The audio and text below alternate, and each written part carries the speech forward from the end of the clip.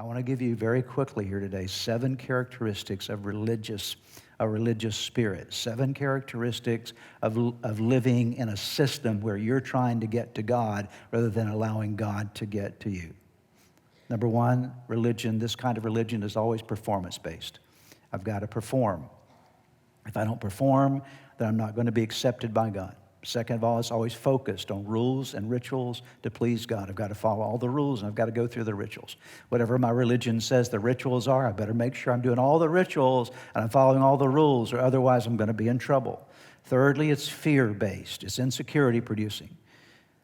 Religious systems of man never gives you a confidence of security in your life, in your interaction, your relationship with God. You never are quite sure where you are in relationship with God.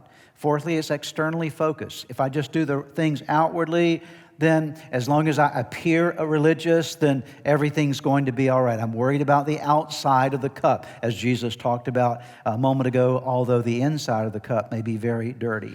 Religious people, and I know this by experience with folks like this, and I'm sure you do as well, are very judgmental and condemning and punishing. They're the most judgmental people on the face of the earth, and they're condemning, they're punishing in the way they deal with other people.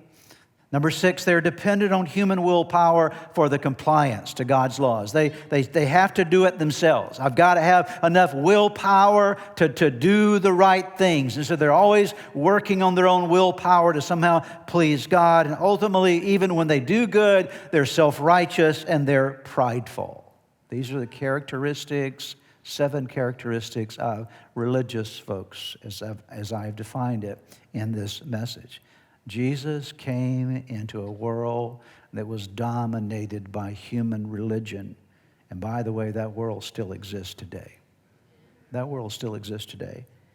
And religion is a works-based approach, a works-based way to try to get to God. And what you and I must understand is this book called the Bible is not a book about you and me getting to God. It's a book about God getting to us. Amen? God getting to us.